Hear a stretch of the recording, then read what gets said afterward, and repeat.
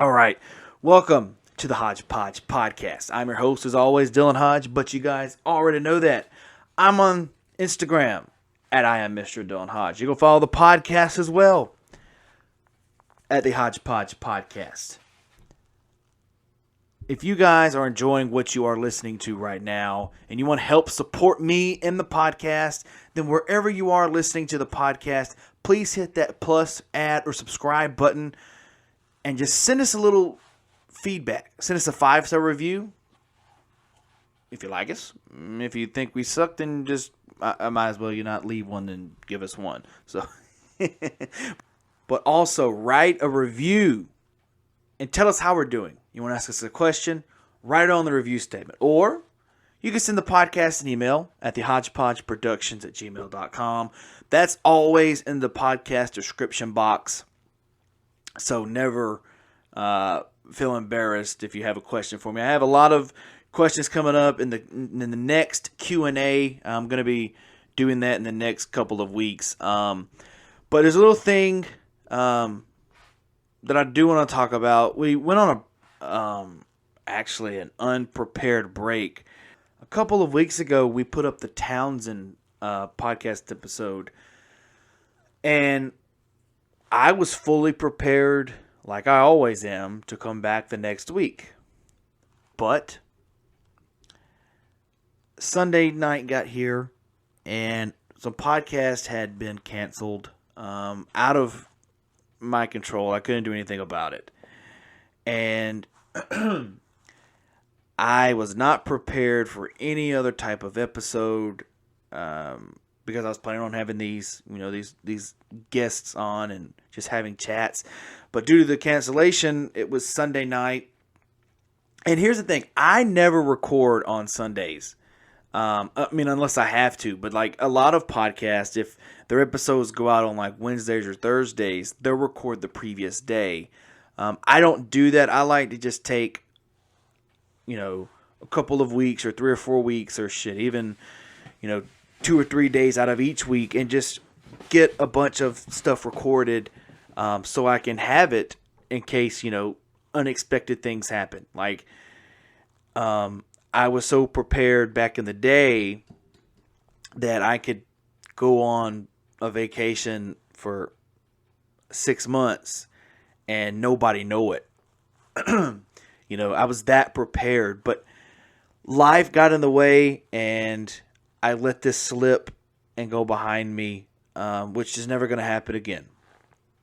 So all my listeners here, tens of thousands of listeners that I've got, I want to apologize about that because that even though it was out of my control, I don't want to use that as an excuse because if I would have been as prepared as I was in the past, then this never would have been an issue and I would not have had to stress so much. So that is my fault. But as I was on, as I was on vacation, I call it, because I had decided to just say, you know what, I'm going to take the next couple of weeks, I'm going to chill out, because I've been given, since I started this podcast, almost 5 years. It'll be 5 years January. And since I've started the podcast, I have literally given this thing 150%. And, I would go on vacations here and there, family vacations or whatever, but I would always work. And I finally decided, I said, you know what? I'm going to take the next 2 weeks off. And I am going to do whatever I want to do. Of course, I have to work. But I usually have no time to do anything because I'm always editing podcasts or I'm always I'm always running the business of the podcast, which is great. It's better to be busy than not busy because stuff is happening and is going to happen with the progress that you're trying to make and are going to make in the future. And I took the 2 weeks and I chilled out. I literally chilled out. I love, you guys know I love reading. It's one of, I love reading and writing. It's one of my passions is to, and I actually got to write in my journal a lot more, which it never really happens because I want to do it, but I always procrastinate, put it behind me because I'm like, you know what? Taking 30 minutes away from the podcast to do some stupid writing. That's 30 minutes I could have put in the podcast, but I didn't. I don't look at that anymore like that. So I just wrote in my journal. By the way, guys, I read Dave Grohl's book, The Storyteller. Holy crap. If you guys are big Nirvana fans like I am, I'm not the biggest Foo Fighters fan. I enjoy their music. I just enjoy Dave Grohl more from, the Nirvana stage. And to see how he went from the drummer of Nirvana to the lead singer of Foo Fighters. But the book was really, really good. But I have some points that could have made it great. So if you guys are going, to listen to the audiobook or read the actual, hard copy book, and you're a Foo Fighters fan, don't go into the book expecting to learn a lot about how he formed the Foo Fighters band. I was a little upset with that as well, and about the book was Nirvana was only a couple of chapters, which he was only there, less than a year, maybe a little over a year before Kurt died. And then he kind of took a couple of years off and then started Foo Fighters, which he gets into how he named the Foo Fighters, which I already knew, and kind of a little bit of how they started. But it's like the first half of the book is my life to Foo Fighters, and then once he gets to the Foo Fighters place, it's like the rest is stories. And I enjoyed it, but I think if it would have been more of a progressively, and then this happened, and then this, and then this, instead of sharing stories are fine, but it was, to me, it was too ADHD everywhere, and it's not. I mean, that's constructive criticism on Dave Grohl's part. Yeah, because he's listening to this podcast, I know. But yeah, read Dave Grohl's book. It's very good. I'm actually reading right now. Let's see. It is called The Phantom Prince, and it is about the girlfriend of Ted Bundy when Ted Bundy finally got convicted of murder. And I'm in the first couple of chapters, and Ted Bundy is absolutely crazy. It's amazing.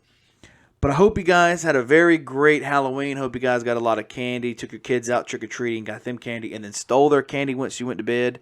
I hope that all happened. But let's get into the pie of the podcast today. On the podcast today, we've got my boy Hayden Coffman. So me and Hayden, we kind of talk it out about the growth of TikTok during COVID. How possibly TikTok would not have been what it is now if COVID never happened. His song, Better Off, has over 2 million views on YouTube. We talk about the song, how it came to be, and how he may have had TikTok to thank for these 2 million views on YouTube.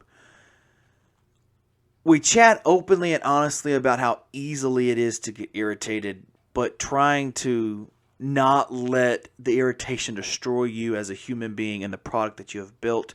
We talked the Alec Baldwin story of where he was on the set and he, accidentally shot the cinematographer. We also chat about the best albums of 2021 so far. So here on the podcast, right here, right now, Hayden Coffman.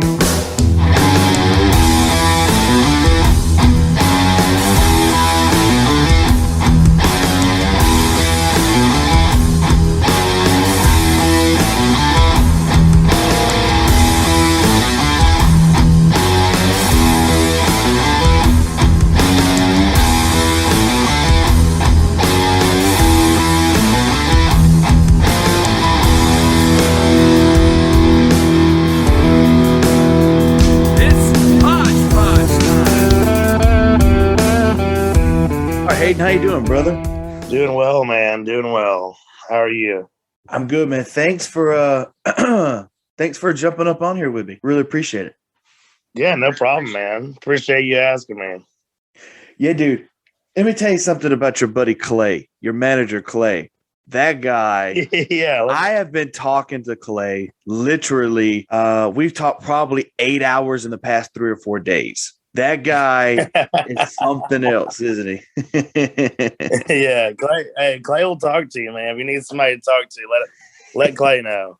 Well, we were talking about, we were talking about setting this up, and it's funny because he was like, "Hey, just give me a quick call when you can." He was going from Nashville to New Orleans or something like that, going to a funeral. Yeah. So he's like, "I got 9 hours to kill, so just give me a call." And I'm like, "Damn, 9 hours? I don't know if I can hold a conversation for 9 hours." Hey, he's like, "Hey, man, this guy has a podcast. He can talk. Let's see how long he can talk." Yeah, man, but hilarious, man. But yeah, I mean, I'm actually in talks with Clay because he's trying to actually help me out with doing some other stuff for the podcast. So, I mean, it's kind of great that we kind of connected how we connected, and I'm greatly appreciative for that. So, yeah, that's awesome, man. He's a good dude. How did you wind up meeting Clay? Funny enough, man, I actually met Clay through the people I used to record with on my first couple singles. And they brought us together. I guess one of the producers at that studio, his wife used to work with Clay at a label a few years back. And I guess they kind of rekindled their relationship and tried to bring Clay into this new studio. And we started working together, and stuff didn't really work out between me and that studio. And me and Clay kind of just branched off and did our own thing from there. So kind of a funny way, I guess, that we were brought together. But yeah, that was, I guess, 2019. So summer 2019, we've been working together since then. The dude is dedicated, though, man. You should be very grateful that you got somebody like that, because he's like, "Man, let me tell you about this Hayden guy." And I'm like, "We're sitting talking for 4 hours." And I'm like, "Well, there's kind of no need for a podcast now, because I know everything about Hayden that I need to know." That is freaking hilarious. I know, man. Clay's listening. We're just picking on you, Clay. We love you, brother. We're just picking with you. So, man, are you in Nashville right now? Man, no, I'm actually in East Tennessee right now. It's actually technically Seymour, Tennessee, at my parents' house right now. I'm taking a little I'm off this weekend, so I'm taking a vocal rest kind of this week. So just been hanging out here and making TikToks and all that crap. So just hanging out. TikTok. That crap, man. Yeah, how crazy has TikTok gotten in the past because do you think TikTok would be such a big thing if COVID didn't happen? Man, honestly, no. I think COVID was the best thing for TikTok, because I think people were so damn bored. They needed something to do, and it brought a bunch of families and everybody just getting on their phone all the time. Yeah, I mean, I always have my phone with me. So it's like, if I don't ever send you a text back, it's like, I get to it later and I just forget about it. But I'm like, if I don't have my phone, right. I'm lost, brother. Like, literally. Yeah, man. I mean, 2021, I feel like that's just how it is. You kind of got to have it on you. Yeah. I want to talk real quick. We'll jump into a whole, because I do this podcast really different. But I want to talk about this real quick.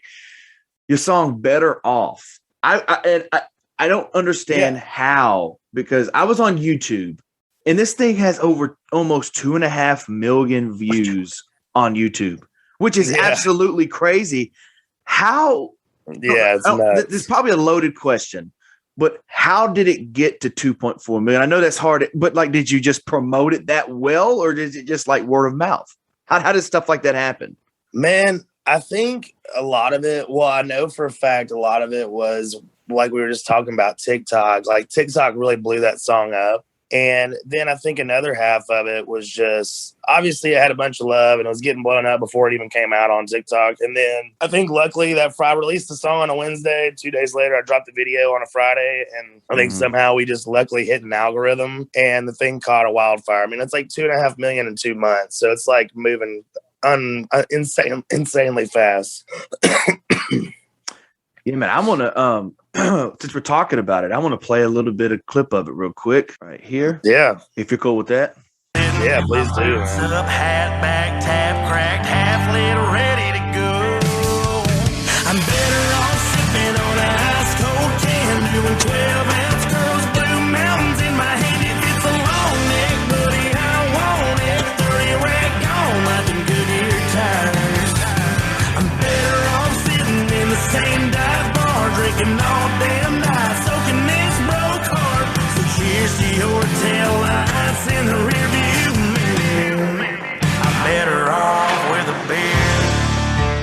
Bro, that is so good. Really don't lie to you. Thank you so much, man. Dude, that is the jam. Like it's crazy to see, and no offense to anybody that's had on here, but like independent artists, they just have this way of making their music sound theirs. But yours is one of the first ones that I've heard in a very long time that actually sounds like it could be played on country radio. It would be an effing jam on country radio. Thanks, And I'm just 100%. I'm not just saying that. I was telling that to Clay earlier. Man, I appreciate that. I that's the goal. Hopefully, we can get that thing on radio eventually. Like you were just saying, I mean, it blew up on YouTube, and I think if I have a feeling if people played it on radio, it'd do well on there too. So I appreciate that. So what is the long-term goal? And I know that's kind of, a hard question, but what is the long-term goal for Hayden Coffman?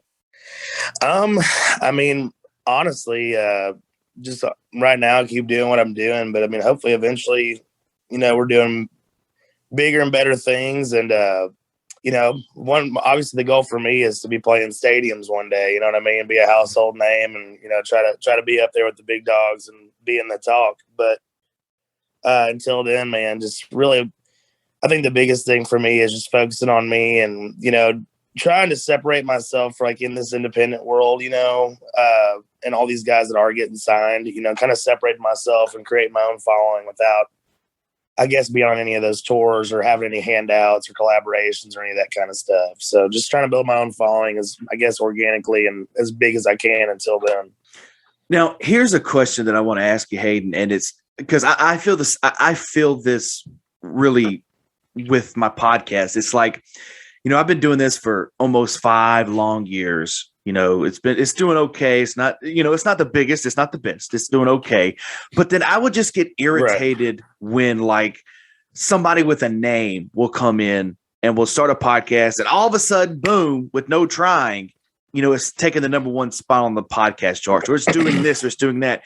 I wonder, Hayden, do you ever get irritated like that when something like that may happen? Like, I don't really know what the question is that I'm asking, but do you ever get irritated like that, being independent? I mean, it's definitely easy to get frustrated just because there are certain things that if you don't have, I guess, a label or a bigger team, that you don't get certain opportunities. But like I said, I mean, the biggest thing for me is like because it's hard to not pay attention to other people doing stuff because of social media and you're always looking at stuff. And of course I get frustrated sometimes just seeing people being like, I'll see, somebody get an opportunity. I'm sitting here like, man, that person's lazy. Like they don't even deserve that. I'm sitting, you know what I mean? But I'll see stuff like that and that definitely frustrates me. But the best thing I always just tell myself when I'm feeling that way is just tunnel vision and, it'll all be good in the end if you just do the right things,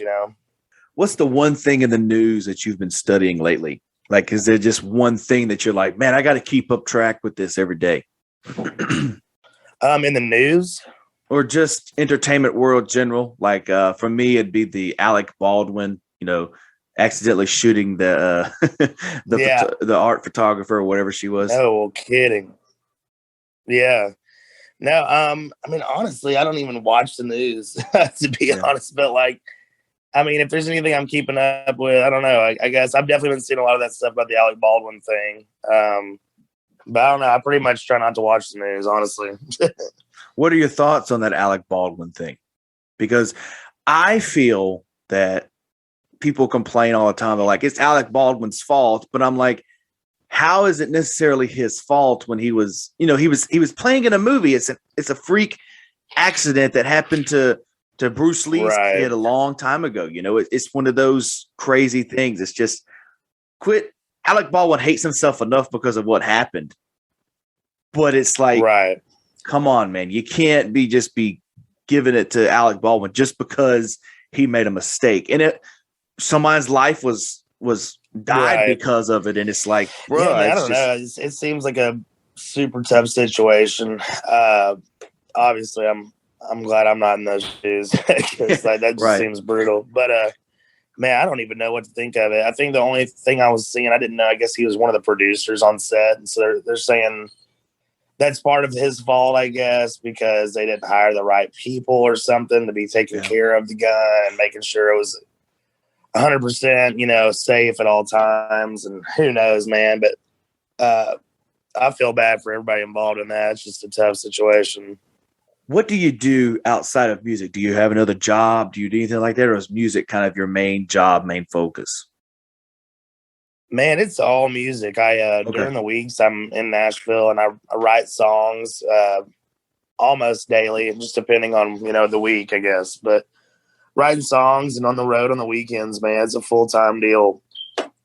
So that answers my question as if so it's gotten to the point where obviously you want more, but it's gotten to the point where now you can, take a step back. You don't have to work another job. You can focus on music. Right. Which very lucky and blessed. And going into that, luckily I've got a super supportive family that helped me out, coming up in this thing. So that's also a big plus. I tell people all the time, I mean, it wouldn't even be able to happen without them, just because there is so much that goes into this and all sorts of road expenses and all that. But luckily at this point I get to do it full time. Yeah.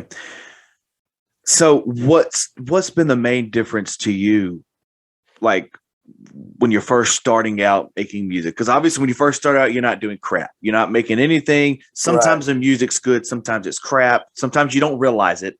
But now you can probably understand what is a good song versus what's a bad song. Plus the money's not that bad right now. So what's been the main difference for you since first starting out to this exact moment right now? Man, a lot of it I think is just the experience of being in Nashville. When I first started music, I was still living out in East Tennessee. And if you're not in that beast there in Nashville, knowing what's going on, it's hard to tell. Like, you got to be writing with people that write for a living, or if they don't write for a living, they've been writing for years. And you got to be always a student in the room, I feel like. And so that's how I feel like you really learn how to write and at least learn how to tell a good song from a bad song and all of that stuff. And it makes you listen to the songs just differently. But I guess to answer your question would be definitely living in Nashville kind of changed all that, just because it gives you a quick reality check and just kind of teaches you how to do everything, man. Like with the promotion or whatever it is, like you gotta be doing so many things that people don't even realize. So what has been like, we've talked about what's your main goal, but like, if you could not reach that main goal of opening arenas or stadiums, what's the dream in mind besides that? Like, is it like opening up for a certain person? Is it like playing the Opry? Because you get different people's answers all the time, and I'm just curious. And this could be a bad question. I don't know. I just ask these questions that pop up. No. I mean, obviously, like the goal is to headline arenas and stadiums, do all that stuff. But I mean, I guess if that doesn't happen, just accomplishing as many things, shoot for the, what do they say? Shoot for the stars, land on the moon or whatever. I mean, whatever the next thing would be there. Obviously, I think playing the Grand Ole Opry was, definitely a damn good goal. But really, anything I'd be allowed to do, like I said, I'm shooting for the biggest. So even if I'm allowed to sniff those venues or do whatever, or get on, national country radio, all that stuff would be a blessing to me. What makes you a nerd, Hayden? Like, what is one thing that you just nerd out completely about, and people are like, "Oh my God, can you quit it, Hayden? Can you quit?" Man, I don't even know. My girlfriend makes fun of me all the time because I do love watching cartoons. I still watch cartoons all the time. Now, when you say cartoons, big SpongeBob guy. Okay, there we go, SpongeBob. Hey, I love SpongeBob, brother. That stuff. I'm sitting there. I will watch it late at night, or I will watch it during the day, and I will just find myself still belly laughing at it because it's so goddamn amazing. It's so amazing at how the show can go from 98, 99 and still be killing it. Which I think the new one. Believe it, honestly. The new ones are not as good as the classics, but still they're not bad. They're not bad at all. It's crazy that they still have anything to talk about at this point. You know what I mean? It's like The Simpsons. I figured The Simpsons would run out of ideas, I mean, because I run ideas for a podcast a few episodes in. So it's amazing that these people can go for 20 or 30 years. I'm pretty sure the same thing with you running out of ideas for songs. It's just. Right. Yeah, it's crazy. So what other cartoons are you watching, man? Like, because I have nephews, so I'm watching all these. Oh my God, I got a 2-year-old nephew. These new cartoons, I thought our cartoons were okay. They were bad, but these new ones, dude, they are terrible. Like there's Peppa Oh Pig, yeah. got Paw Patrol. They are so bad, and I'm like, how? Yeah, because we had the classics, like we had Cat Dog, we had Rugrats. I mean, we had damn Doug. We had all those good cartoons, and it's like I'm like, okay, you're gonna sit down, and you're gonna watch this one because I watched damn Bluey for 2.5 hours. You're gonna sit down and you're gonna watch this one, and then of course he loses interest within the first 30 seconds and goes plays with toys while I'm sitting there watching an episode of Doug and Patty Mayonnaise. Right. Man, I don't know. I watched all sorts of them, but when I'm usually watching them, it's late at night. I'm always up late, and like I said, I watch SpongeBob, and I watch like Hey Arnold. It's a really classic for me. I love that one. What's up, football head? I actually was watching. Yeah, exactly. I was watching Doug the other day. I forgot about Doug until I saw that, and that's a really good one. Cat Dog. Another one I really like, slept on, Courage the Cowardly Dog. Courage the Cowardly Dog. Man, I love that one, man. You know what? One other classic, Ed, Ed, and Eddie. Ed, and Eddie. You know, I was not the biggest Ed, and Eddie fan until a couple of years ago when I was like, I never really got the chance to watch it, so I'm going to watch it, and it's an effing classic. It's amazing. It's just so stupid, but it's hilarious.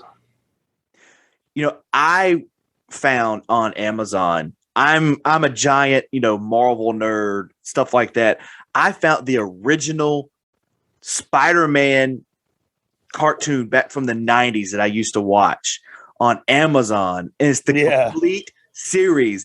And I'm sitting there, I said, click, I bought it, and I'm like halfway through it, and I'm like, oh my God, I can't believe how good this shit still is. Like even the same thing with the original Ninja Turtle series, the cartoons from the 90s. I love that crap, brother. I love it so much. Dude, you can't beat. I think 90s cartoons, they had it figured out, man. I think the 90s I think the 90s in general had it figured out, because I think the 90s is the best year or best decade for music, for movies, for TV shows, cartoons, etc. I mean, think about it. The 90s, we had Nirvana coming in here and just exploding on the scene, kicking out heavy metal, kicking out hair metal, and just saying, fuck you, we're going to do our own thing.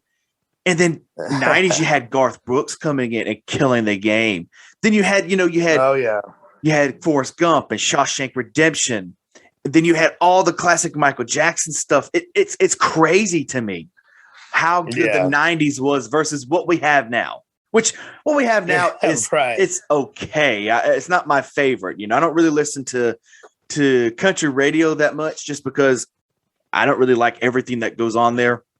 But but my opinion, the 90s is the greatest decade for any type of entertainment. Yeah, I agree, man. 100%. I feel like, like you said, we don't have, it's not nearly the same level as what they were doing back then. And obviously everybody still talks about the 90s, so they must have did something right.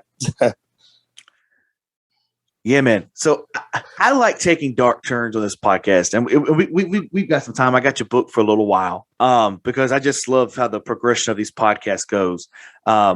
Without formal questions, I don't ask the same crap everybody else would ask. But I want to know, and I take a dark turn in these podcasts. What is one conspiracy theory that you 100% believe in? Man, I don't even know. I'm lame, actually. I don't really get into that stuff, honestly. So I don't know if I could give you a good answer on that. Okay. Well, what's something that you think that there's a whole nother story to it other than what's been told? Let me think, man. I don't know. I really don't know. Like I said, I don't get into that. I've got a couple buddies that always get into conspiracy stuff, but like I said, I don't really have anything. I feel bad I can't give you a good answer on that. You believe in ghosts?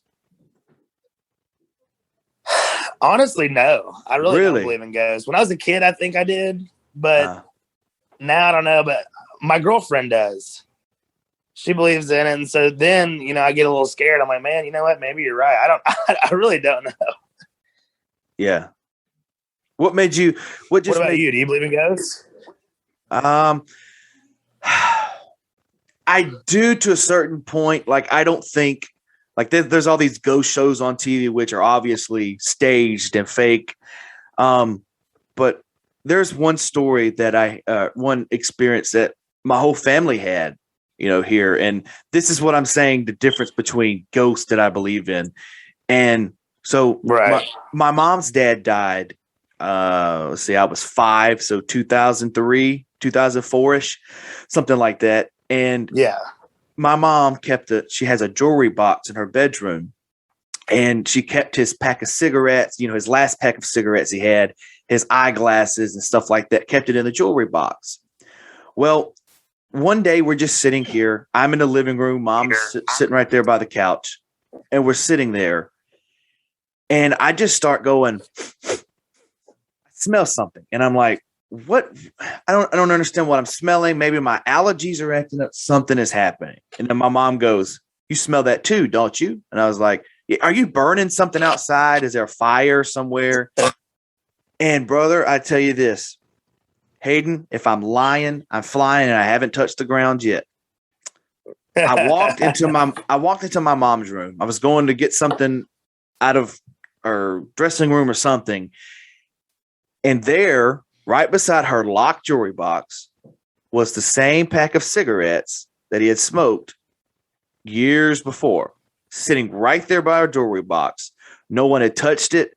Jeez. I don't have the key for it. And the thing was still locked, and the lock was still on the jewelry box. To this day, That's crazy. We cannot figure out what happened. But my mom had told me that the night before that happened, she had a dream about him. And then all of a sudden, it was 10 o'clock in the morning. I remember it. And he was just sitting right there. And I was like, hey, Mom, won't you come check this out? Because I don't know if you got these out and didn't put them up. And we were right. We weren't freaked out because we knew that he wouldn't hurt us, but it was just the fear of, whoa. So this answers my questions. Are ghosts real? Yeah. You know what I mean? I think they're here for a reason. I don't think they're here to possess anybody. I don't believe in that. I think they're here to tell you, I'm okay. Whatever the afterlife is like, Right. I'm okay. You're okay. I'm just here checking up on you like I mentioned that I was going to. I think that's what ghosts are. I don't think they're what everybody thinks. They're knocking stuff down. They're killing people. I don't believe that. I think they're here for right. Honestly. Yeah, no, that's great. That's a crazy story, man. If I went through that, I'd be feeling the same way, man. That's a crazy story. So what was it? Where'd you grow up at, Hayden? I grew up in Knoxville, Tennessee, in that area. So you've always been a Tennessee boy. Have you ever left Tennessee? You just left the different cities and went to. Yeah, no, I've always lived in Tennessee. I lived in like North Carolina for like 2 months one time just for baseball, but no, I've always lived in Tennessee. What'd your parents do for a living? My mom is actually a family and criminal lawyer. Shit. And my dad is a title agent. What is that? What's a title agent? Pretty much like you're the guy that if you have to do a closing on a house and all that stuff, or closing, doing on mortgages and all that, he's your guy. Okay, refinancing houses. And all that okay, stuff, so he's kind of in the bank money ways, I guess. Yeah, he deals with a lot of banks. I mean, I'm not as good as explaining it as he would be, but pretty much. Like, no, I understand. You have to have a closing on your house. Yeah, I understand. But your mom, a criminal lawyer, dude. Yeah, I freak out at law, because for some, don't ask me why, Hayden, but for some reason, I know a whole lot about law and lawyers. I for some weird Yeah. reason, I know a lot about it. I read a lot about it, and criminal lawyers are by far my favorite type of lawyers because I think they experience the most real and toughest stuff imaginable. Oh yeah, So crazy stuff. My mom always has some crazy stories or whatever what's going on in her business. what's one story? Give me the small details because I know how law is. You can't say the real thing. But what's one story that she told you that actually flipped your mind? You were like, "Whoa, are you serious?" You have one of those?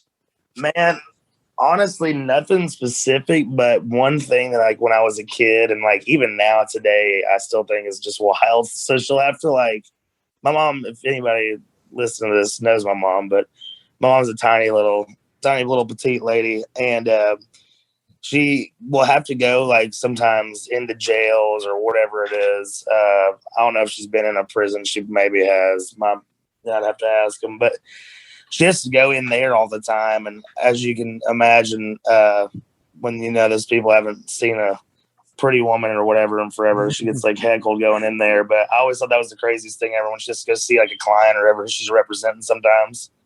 Mm-hmm. Go in there and she's like in her dressed up little suit or whatever she's wearing, and then all these random just freaky dudes are in there. I don't know. That's just always one thing I thought was crazy. She's always has to go in there and like she has security obviously around her and all that, but still it's nuts to me. Yeah, man, have you ever watched this movie, Just Mercy? It came out recently, fairly recently. It's about a criminal lawyer, he's trying to get this black guy that supposedly, committed murder, but he was framed for it out of prison. Yeah. I don't know if I've seen that. What's it called? It's called Just Mercy. It's Mercy. I don't know if I've seen that. Got that guy he was in Black Panther. He's also in the new Rocky movies. Michael B. Jordan, something like that. Oh, yeah. I love that dude. I don't know if I've seen Just Mercy. I need to watch it. Brother, let me tell you something. That will absolutely change your mind about how you feel about the judicial system and it will do a change into, like, I'm not saying, you know what I mean, but like I have had different thoughts about the judicial system. Like, everybody's faking it. It's real. But no, I mean, it would change your life where you're like, whoa, these people really, there was no proof that this guy did it. And they just like, oh, he's black. He was there. He did it. Right. Man, that's crazy. No, I need to watch that, man. It's a crazy story. Are you more of a single person or an album person when it comes to new music? Not you, Hayden Coffman, putting music out, but if like one of your favorites puts out, music, are you more of a single person or album person? Definitely, if like somebody I listen to, for sure, albums. What is of 2021 right now? October 28th is when we're recording this. What has been the best album of the year so far, of any genre? Man, I'm biased because I only listen not only listen, but I mainly listen to country. I haven't dove into other genres that deeply lately, but I would say the Morgan Wallen album. Dude, I had this conversation with somebody yesterday. How damn good and perfect is the Morgan Wallen album? I mean, dude, I'm serious. From beginning to end, it's like, I don't know how he pieced this 2 album. Was it like 34 tracks, something like that? I don't know how he pieced around there. I don't know how he pieced every song perfectly and put it exactly where it needed to go in the album. And I know that's a very controversial pick of what, Morgan Wallen, because I had the same thing. It's controversial, but it's so goddamn good. It's so good to the fact where you're like, I don't care if this guy, it doesn't matter. It's that good. It really is, man. I mean, especially the reason I really like it too is there's just like so much to listen to. I mean, you get in the car, you set that thing on shuffle, or like you said, listen to it top to bottom, and it gets the job done. Yeah, I feel personally about the Morgan Wallen album, and you can answer this as well because you've listened to it. I personally feel the first half of the album is the better part of the album for me. Well, it could be your different preference of because I am more of a ballad Yeah. fan than a all out rock song. So I prefer the first half of the album. I mean, "Sand in My Boots," brother. Holy shit, I would be singing that all day Right. long. That song is the jam. Dude, I thought that was a power move. That was the first song on the album. He First song on the the album. whole album off with a freaking ballad. Power move. Have you been watching Morgan Wallen's TikToks? He's been putting these fantastic acoustic songs that he has either written or gotten. I mean, there's a song he's got, "Don't Think Jesus." Dude, such a bang. I'm like, oh my goodness. Like, can this dude put out any bad songs? No, it's unreal. He's on fire, man. He Absolutely on fire. Do you, I don't know, maybe you can answer this for me, or we'd just be stuck in the weaves here, but has he gotten re-signed to his previous record label that he kind of got, shuffled from? Yeah, I think so. I think they just kind of like suspended him, but I don't think they ever dropped him or anything. Okay. I thought they totally dropped him because now "Sand in My Boots" is crawling up the charts. I think it's like in the teens now, and I'm like, well, I thought they dropped him, and so I didn't. Which that's cool, but even though when he was suspended, when they suspended him, like the album was out a month or two, and they had suspended him or let him go, that album was still killing it. It was still selling like hundreds of thousands of albums a week. Oh yeah, it was like the top one for weeks. And I mean, that's what the whole situation screwed him over because then none of the songs immediately went to radio or anything, so he had to wait. Yeah. But I think Morgan Wallen could be the Cody Johnson of the pop country era because what we saw, his music was not going to airwaves. It was just people finding it, and it was still slashing the charts. It was murdering everybody it passed by. Oh, yeah. I agree, man. The whole album, just unreal. It definitely took over and is still, I guess currently taking over country music. I try to, because I do every end of the year, I get my friend Brooklyn on and we do the top albums of the year. And I keep telling myself I have to listen to new albums, but I continually go back to either the Morgan Wallen album or the Dan and Shay album. I constantly go back to it and I'm like, it's just favoritism on my part. Yeah. Dude, I need to listen to the Dan and Shay album all the way through. I've heard a few of the songs, obviously, and those guys are incredible too. Incredible voices. But I was not a fan. I was not a fan of the previous Dan and Shay album. I think it was I think it was just self-titled Dan and Shay. I was not a fan of that one that much, but that was kind of before they blew up. But I remember telling myself and saying this on the podcast years ago that if I had a record label, I would take it and blow Dan and Shay up because I thought they were I thought they were that good. And then, well, we see what happened about a year or two ago. They're selling out Madison Square Garden. They're selling out everywhere. Yeah, those dudes, they're killing it, man. They do a good job too. They can cross over to that pop side, so they've got such a large audience. And isn't it weird now, Hayden, how, because I don't know if you listen back in the history of country music, but isn't it crazy now how it's a blessing to cross over to pop radio now, besides what it was back in the 80s and 90s, where if you crossed over to pop, you were basically not kicked out of country, but they were like, I don't want my song on the pop charts. It's like when Randy Travis, I think it was Forever and Ever Amen. It crossed over to the pop charts. Yeah. He was like, well, get it off there. but now it's just a big blessing. Right. Yeah, I think that's freaking awesome, man. I mean, the way I look at it is just, hey, all it is more people getting to hear your songs. So I think it's cool. Well, I also say this, and I'm a big wrestling fan, and I say it easily, music can be compared to wrestling in certain ways, because if the sound and the style stays the same, you're going to lose more viewers. You're going to lose more people buying your products. But you have to progress it in order for it to get better and to sell more. And I think that's why a lot of people, like Tim McGraw and Kenny Chesney, I think they are allowed to stay in the genre that they're in now because they allow themselves to change with the time instead of, being like a Travis Tritt or a whoever, the 90s people. I'm using that because I got beef with Travis Tritt right now. I don't like that motherfucker. But dude, he blocked me on Twitter. Did he really?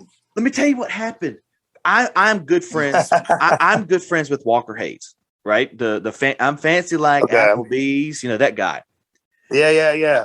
I've been friends with him for a little bit, and he was on Twitter bashing Walker Hayes, bashing Fancy like, bashing today's radio, and I was like, you know what? You make fun of my friend, I'm going to make fun of you as well. So I went up there and I tweeted him back and I said, at Travis Tritt or whatever his name is, I said, at Travis Tritt, you do realize you're bashing the same people that were bashing you for not being country back in the 90s, right?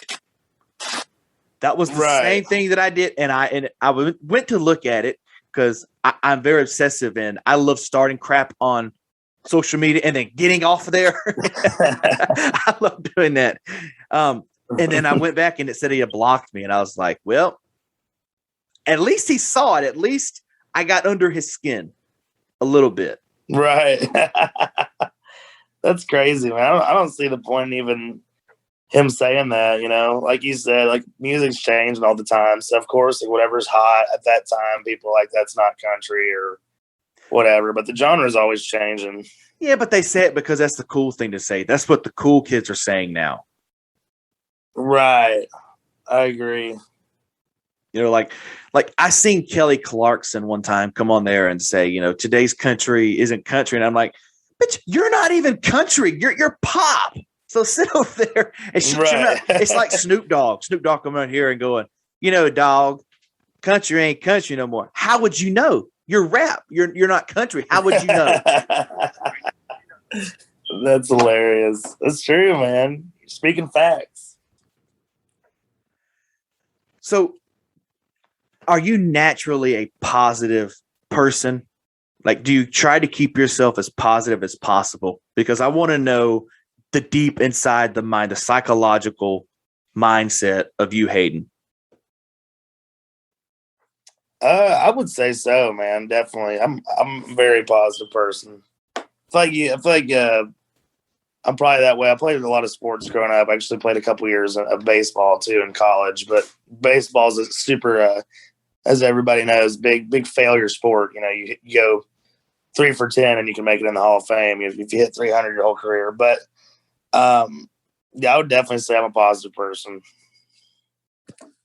Now, when's the last time that you really got so negative and so irritated at yourself that you just like, you know what? I got to stop. I got to take a breath. I got to take a minute. What happened there?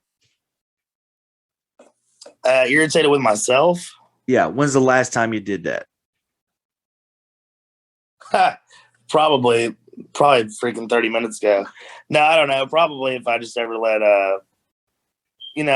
my mouth get too big or whatever, just being rude to anybody that is closest to me, that kind of stuff always, I feel like can happen when you're with people you love all the time and you say something you don't mean, and, you got to step back and you're like, why would you get that mad or get that worked up over something that's just silly, especially the people that love you. That's probably the only time. Like I said, I don't ever let myself get too mad. So I usually don't have to deal with that.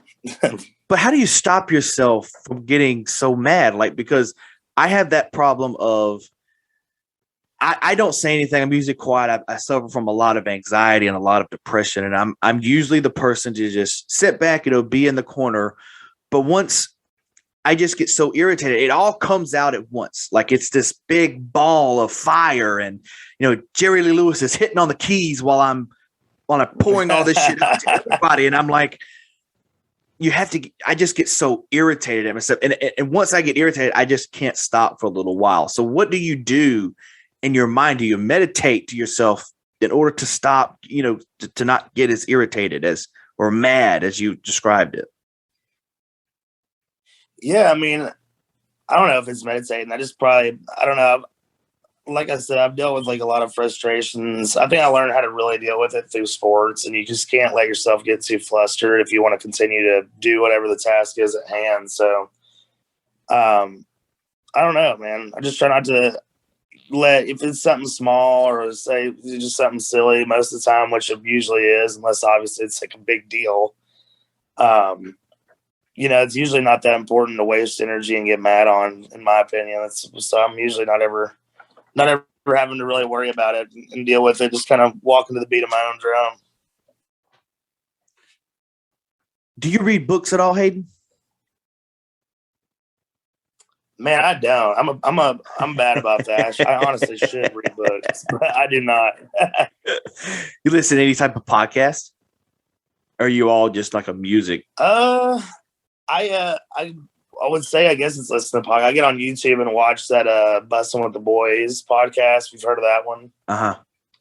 It's a Barstool one, but that's the only one. I only watch it too just because I'm a Tennessee Titans fan, and both those guys, one of them's a current player and one of them's a former player, but I watched that one.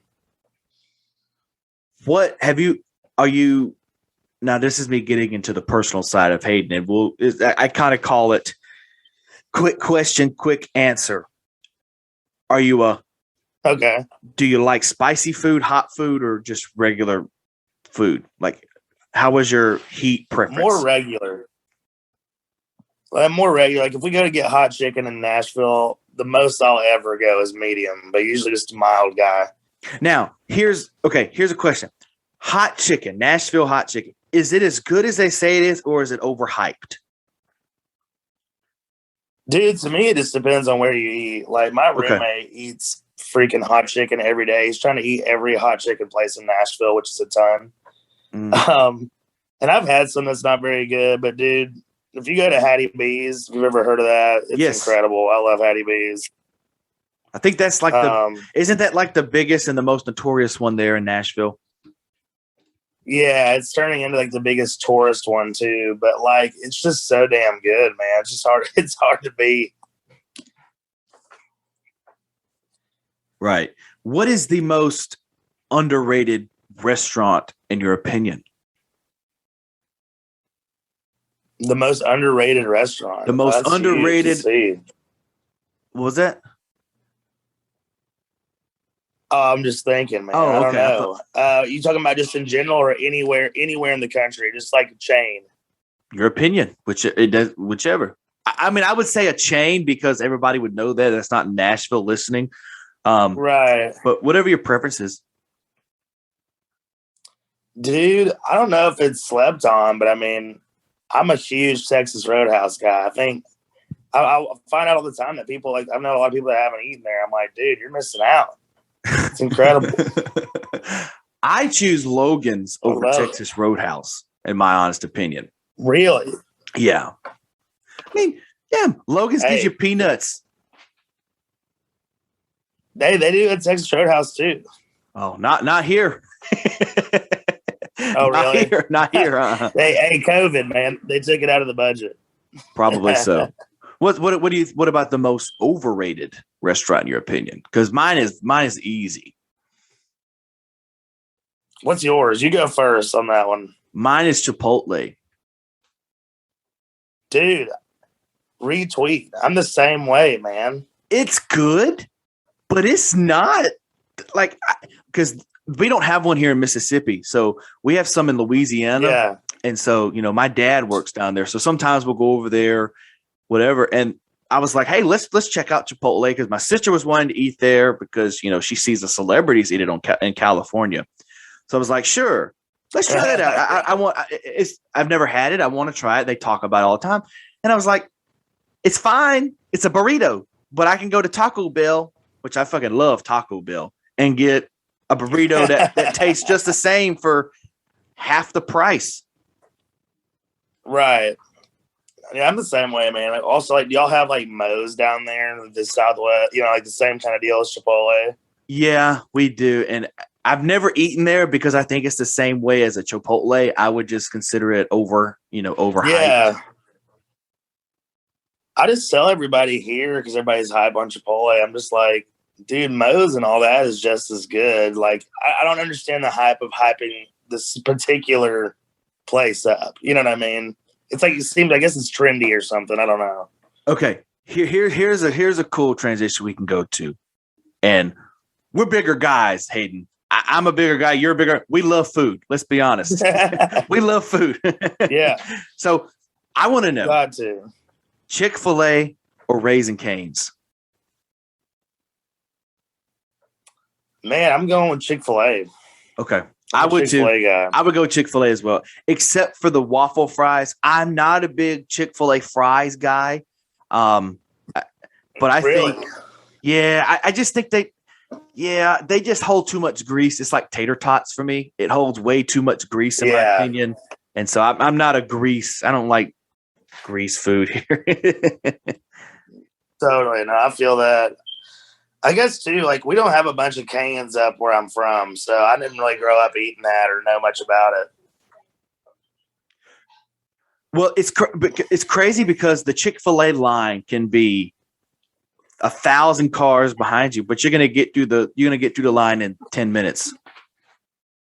Right. It's crazy. I don't know what they're Those doing. people, they're soldiers there. I don't know what they're doing, how they're doing it, but they need to keep it up and teach everybody else, especially because I think McDonald's has the worst fucking line of all time. They take forever. I mean, but I was listening. They mess your order up. And then they mess it up. And then because I have realized this, Hayden, I always check my bag as soon as they open the window to hand you your food. I will look in my bag while they're watching me and be like, okay, I've got one of this. Okay, I've got everything I need. Thank you. And it's like they take offense to it, but I'm like, I take offense that I paid $10 for a damn burger that's not even that good, and you don't even give me what I needed.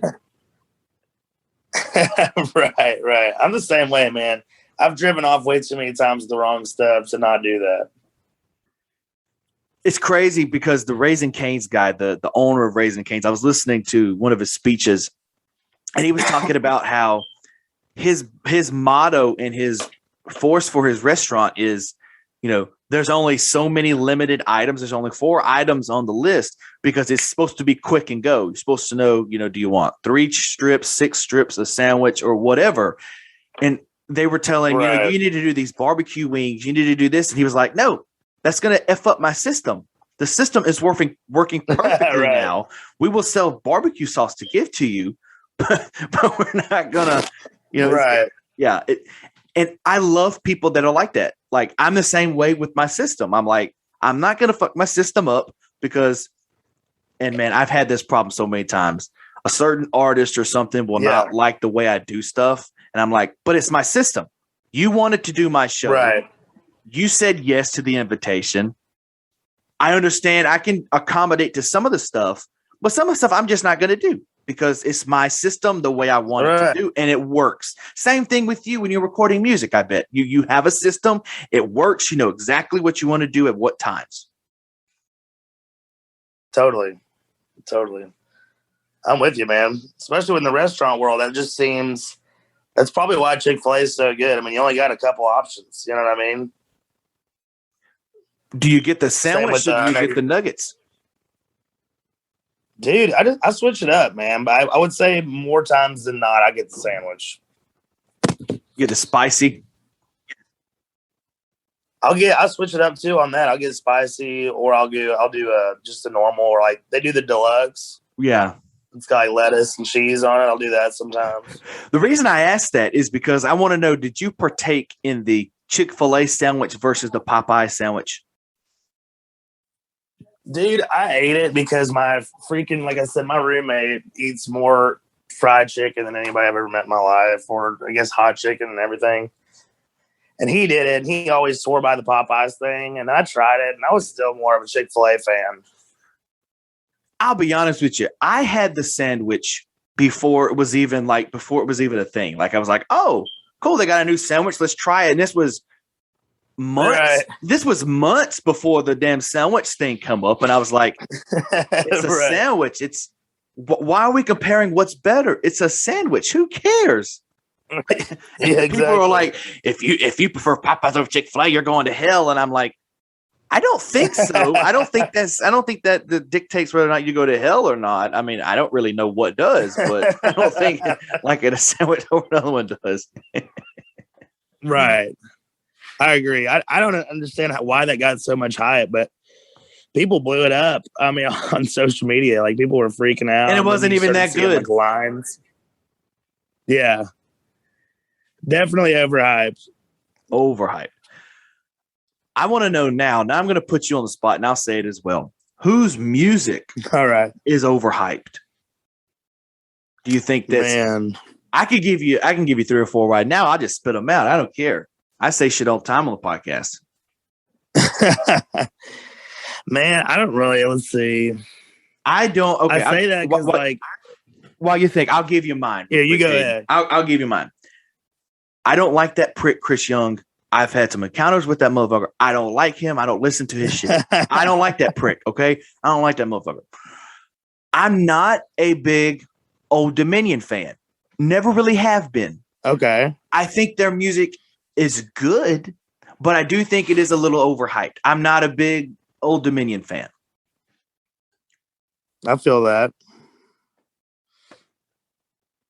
So those are your main 2?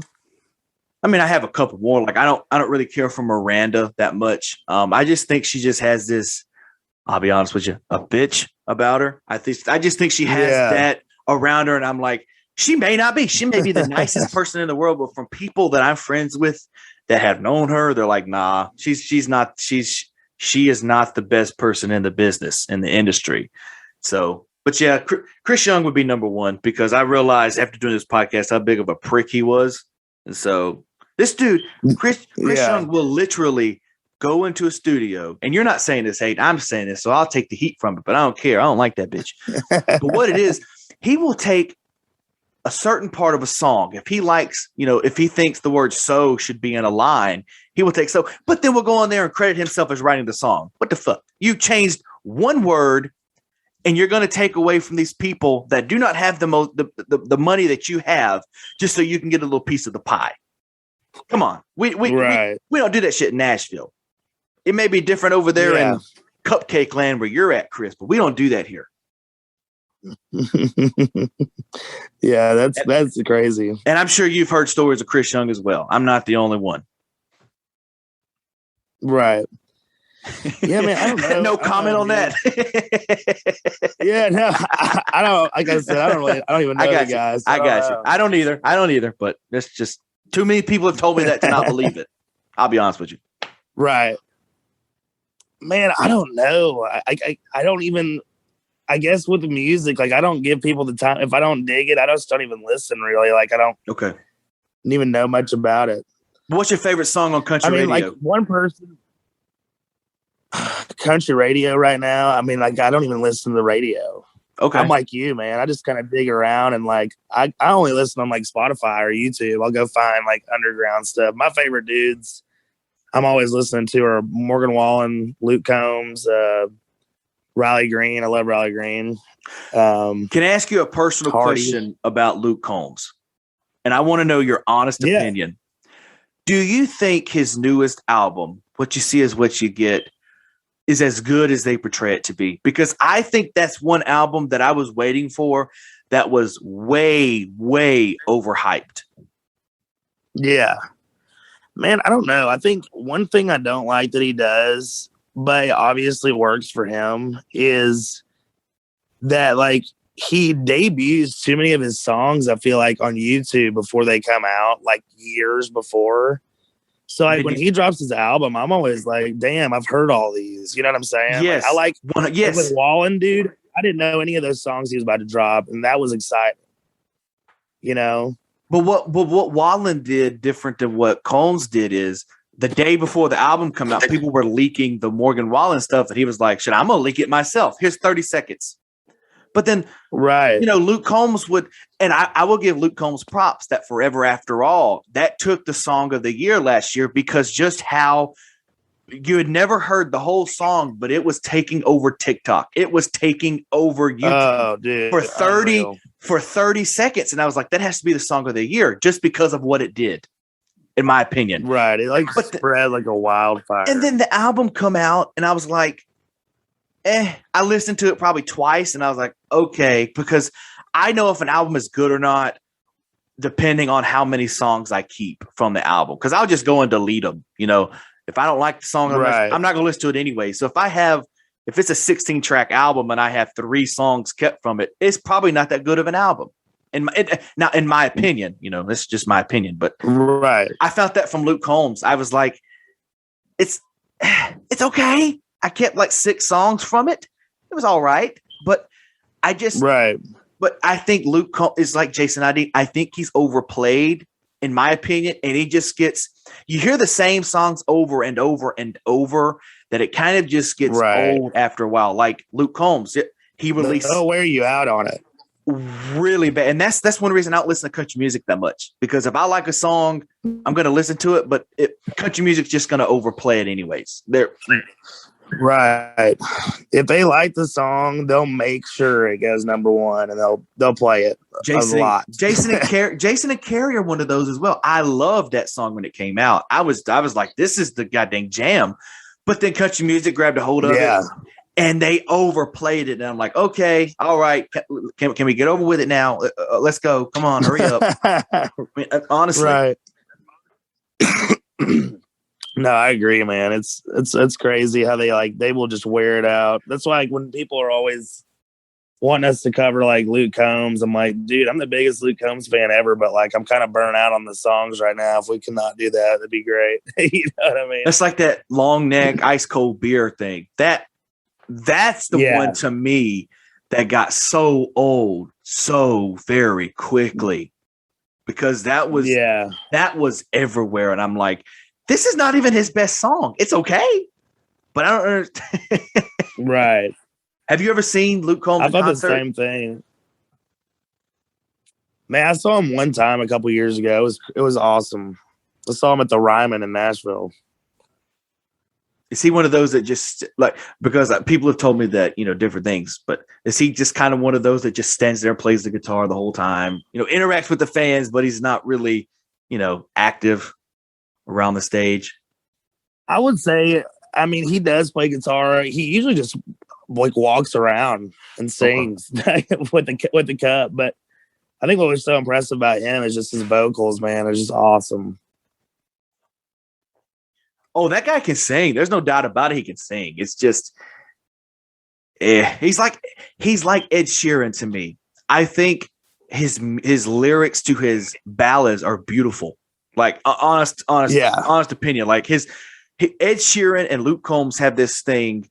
Shit, you could put Morgan Wallen in the group now because of the ballads, but they're just so good at the ballads that there's no need to have the hard rock kick-in songs, because you can kill break their heart with the lyrics of the ballads. Right. Yeah, I don't even know. I've heard too, like Ed Sheeran, I guess he does all his tours with just him. Yeah, he him just and does loop. like a loop, like he doesn't have a band. Yeah, so that's kind of interesting to me. I'm honestly surprised he wouldn't have a band. I mean, you know, he has the money to bring one. You know. But hey, you asked for Ed Sheeran, not the whole band, huh? Yeah, exactly. I guess that's what you're paying for. All right, man. As we wind down here, I want to know, what is the best concert you have ever attended? Man, let's see. I've not been to too many, but one of the best ones I went to was I got to see Jason Aldean and Morgan Wallen opened. I guess right before COVID hit. That was a damn good show, man. Jason Aldean's band was awesome, and obviously Morgan Wallen was awesome. We got there late. Riley Green opened before both of them, and so I was trying to see him, but I didn't get to. But that was a great show. And that was also, it was in Knoxville. It was at like an arena, so it was a ton of people, sold out. It was cool. I just saw Kiss for the first and the last time, because apparently this is their last concert, but every concert they have is progressed to be the last No way. one. So, man, let me tell you, right. I love country music. Country music has a certain piece of my heart I would tell you, I would die for country music. But there's something about 70s and 80s rock for me that just holds a whole nother side and piece of my heart. And Kiss and Aerosmith are my two favorite bands of all time. And Kiss, man, they came and I was like, I have to get tickets. We had the tickets for a year and a half because they were supposed to come and then COVID happened. So there was no coming. And dude, I cried at the Kiss concert. It was just, it's crazy because it's just so amazing. You're looking, and I'm trying to get emotional now. It's just they're living legends, and you're watching them do what you've heard them do on the radio. They're doing what you've always wanted them to do. Right. And it's like, that's freaking awesome, man. They sang Beth. And dude, Beth is my all-time favorite Kiss song. The slow ballad. I was crying at a Kiss concert in front of heavy metal people with mohawks. I was crying. I had tears rolling down my cheeks, and I'm like, this is some bullshit. I got to stop this thing. But that's hilarious. The Kiss was 100% phenomenal. I mean, easily the best show I've ever been to. I mean, at 70 years old, they're still flying across they're flying across the stadium. They're fireworks, fire, confetti. I mean, they're living. I mean, Paul Stanley still jacks off the guitar. I mean, they're still living the rock star. They're doing it. They're doing it the right way. That's all they know. Yeah, that's awesome, man. But I want to know. I've seen AC/DC a few times. And they say it's freaking awesome still. AC/DC is one of those bands as well that has so many hits and you don't realize it because a lot of people now know the AC/DC songs from commercials. Like, they're like, I didn't know this was AC/DC. And I'm like, bro, I've been listening to this since I was 6. And you're telling me you knew it from a car commercial?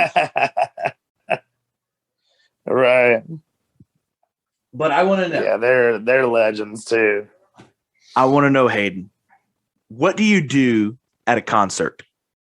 Do you sing? Do you sit there? Do you scream? Do you party? What do you do at a concert?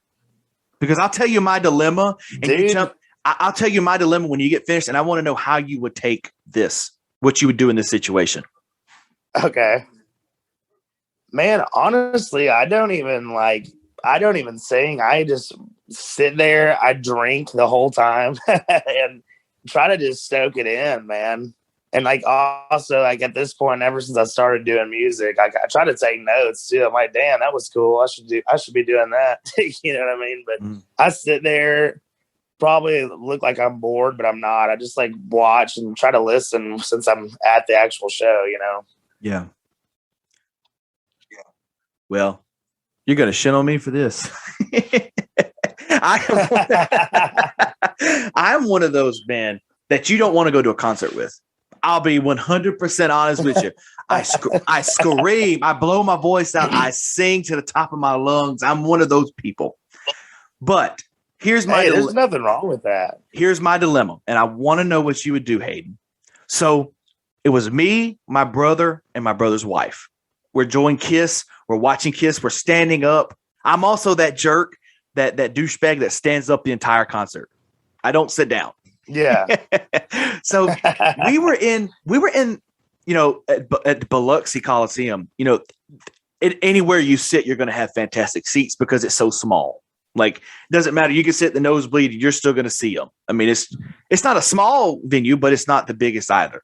So we were in the middle-ish section. And of course I was standing up. Well, we're halfway through the concert and this woman taps me on the shoulder and I turn around and she goes, "We can't see." Well, they were sitting down and I said, and I told her, I said, "Stand up."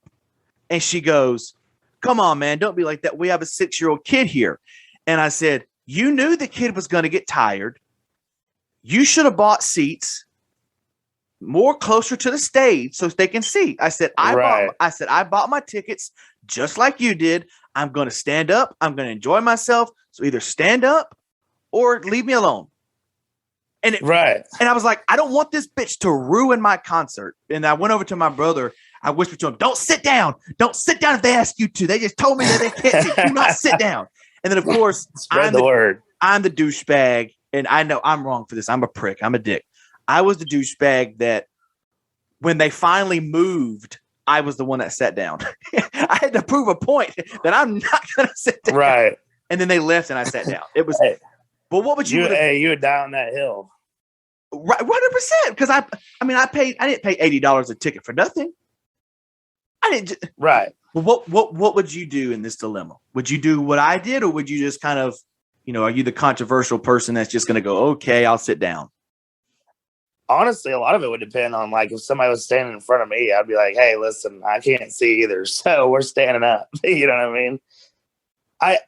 I see where you're coming from. My thing is, I would never ask somebody to sit down in front of me because I'm like, dude, that's my whole point. That's my whole point. Right. If you're at a concert, you got to expect that. Now, if we are at an acoustic show or at a stand-up show, 100% do not stand up.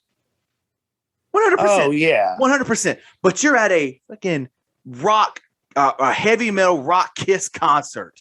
You're just going to sit down and be the bum that paid $80 and you're going to act like you're not having a good time. Come on. No, see, that's boring. Right. Even me, like I said, I don't go crazy at concerts, but I stand. I stand the whole time because I want to be able to see and still get into it. You know what I mean? Right. Plus, Kiss plays hit after hit. I mean, they just have so many songs and you're just like, but do you ever find yourself this way, Hayden, when you go, man, they should have played that song. I'm not really a big fan of that song. If they would have added this song here, it would have been way better. But then you're like, just because I don't like it doesn't mean the whole 30,000 other people don't like it.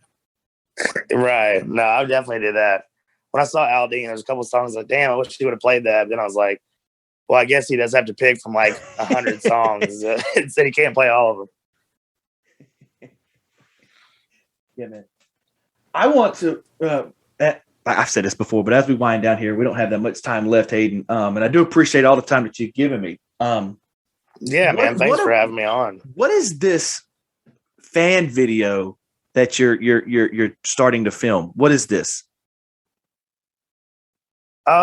It's something we've been pushing on TikTok, and I posted once on Instagram about it. But pretty much for my new single, it's coming out November 10th. It's called "Lose Somebody You Love," and it's just all about just what the title is, just like losing somebody that's close to you, whether it's a friend or a family member. And we're trying to do a fan video to come out after the song's release with everybody that listens to my music, or, even if not, whoever wants to be involved with it. Just sending in pictures of, like, if they want that light shed on them, of their lost loved ones or friends or anybody. And we're going to make a video with everybody's pictures in it. And it should be a cool thing, man. And hopefully, it's something that people enjoy. A lot of people have been saying on TikTok that the song has helped them, dealing with whatever. It's not even out yet. So I was like, hell, let's get as many people involved as we can, Now, what's the song called again so people can know once it comes out? Yeah, it's called "Lose Somebody You Love." So you can pre-save and pre-order already. It's the link's in my bio and all my social media. So when does it come out? Pre-order on iTunes and November 10th. November 10th. So a couple weeks. And the video, is that coming before or after the single release? It'll be after. We're still collecting pictures from people. Okay. We have an email people can send it to. It's losesomebodyyouLove@gmail.com. So if anybody is interested in that, that's what very simple. Send the email. Yeah, dude. We tried to make it as so not hard as possible because everybody always gets confused, I feel like. Yeah, but we're in this continuum where everybody thinks everything is tough and they quit after they realize they can't do it. Right. I want to know this, and we'll kind of cut it down, but I want to know, has there ever been a time during this music thing that you've wanted to quit and you're like, you come so close and then something happens and you're like, you know what? I can't quit just yet. Man, I wouldn't say full out quit. I mean, I've not been doing it too long, but like there definitely is a lot of discouraging times, and you just feel like you're doing, like you were talking about with the podcast too, like you feel like you're doing the same thing all the time. You're like, man, I don't know if anything's working or anything budging, but then like one big thing, like with this new release with Better Off, like that one has skyrocketed and obviously gives you another life because you're like, damn, like that you can do that shit, but you got to put the work in. But you definitely, I don't know, I've definitely been there at some points being like, damn, I thought that song would have hit more. Like, what am I not doing here? But I wouldn't say I've been close to quitting yet. Yeah, I see on the side, I sell life insurance. So I don't get paid unless I sell something. Right? It's right commission based. And which I don't see how is legal, but whatever. Right. I don't see how it's legal, but sure, whatever. I'll go with it. But I have always had this mindset of, okay, if something doesn't work out, my parents can bail me out. Oh, because I think it was just I was too babied growing up. I'll be honest with you. Right. I think I was too babied growing up. And my thing was, you know what? I'm not going to quit this job because I have friends that are there. I went to school with a bunch of friends, and the job it's actually not that hard. It's actually pretty fun if you want to be honest with you. You're doing this. It's a repetition. You're doing the same shit every week. You're doing presentations, right? You're either selling or you're not. And there was a time where I had an I quit letter written in my phone, and I was going to send it to my supervisor and my manager and all them. And then I was like, you know what? I'm going to go Friday. If I don't do anything Friday, Saturday, I don't work anyways. I'm just going to send it to him Saturday and not come back in. And then Friday, I sold insurance. And I said, shit, this means I got to stay. And then, a week and a half later, I didn't sell anything. And I'm like, I'm going to quit again. One more day, I'm going to quit. That day, I sold again. And I said, damn, I can't quit now because I told myself if I sold, I wasn't going to quit. And it's just this constant repetition. But the thing is, it's one more time. If you're going to go one more time, then you have the ability to go the rest of your life. Right. No, that's a great point, man. Hey, I'm sure looking back, you're glad that you did that. You know what I mean? I know, dude. So I want to quit. Awesome. I want to quit every day of my fucking life. I want to quit every day. I ain't lying to you. Today, I got to go in today. That's why we had to do this early. I got to be up there at I got to be up there at 12 o'clock, and we go till 9 o'clock at night, calling people, setting up our appointments. Wow. And I just want to quit every fucking day. I'm like, I'm not going to work today. I'm going to call in sick, and then I'm like, I'm not going to call in sick because what that's going to make me look like when somebody's out there with the flu and they're still going at it. But right. But Hayden, look, man, I appreciate your time that you've done the podcast. It's I've been trying to get you on here for a little bit, and our friend Big Shrimp over at Big Shrimp Radio got us hooked up. And I appreciate the time you've done with me, man. No, thank you so much for reaching out, man. I'm more than happy to be on here. Look, if you get a new project out or you get a new EP or whatever you got coming up, I'll get you back on. We'll get with Clay. We'll get you back on. Yeah, definitely. Just let me know. Yeah, man. All right. Before we jump off here, man, I want to do this real quick. So I've taken as much time as I needed, an hour and 18 minutes or so. Now it's your turn to take as much time as you need and promote anything you want to promote, social medias, any upcoming projects, whatever you want to do. The floor is yours as much time as you need. Yeah. Man, if anybody wants to follow me or whatever on any social media, I'm on everything. On Instagram, it's just at Hayden Coffman. TikTok is big for me. If you want to follow me on there, Hayden Coffman Music. How many followers do you have on TikTok? Right now, I'm at like almost 98,000. Somewhere around 100,000 there. Wow. Okay. Yeah, dude. Just trying to blow it up on there. Yeah, follow me on TikTok, Hayden Coffman Music, Twitter, Hayden Coffman Music, Facebook, Hayden Coffman, all that stuff, and then obviously got music on Spotify, YouTube, Apple Music, or iTunes, whatever you want to call it, Apple Music, all on there, Hayden Coffman. And biggest thing right now, to whoever's listening, go pre-order my new single coming out, Lose Somebody You Love, on iTunes, and pre-save on Spotify. Pre-save on Spotify is 100% free. So that's all I got, man. And if you guys want to send over a picture of your loved one, I'm going to attach that email to the bottom of the episode description in the podcast. So Hayden, Nice. they're going to have all that information down there, how to pre-save, all that good stuff. So we're going to get you taken care of. Appreciate it, man. I really do. All right, Hayden, I thank you for coming on, and you're badass, brother. And I hope all the best for you. Dude, thanks so much for having me, man. Yep, have a good one. Thanks, you too. Bye. All right, bye, brother. Yep. Bye.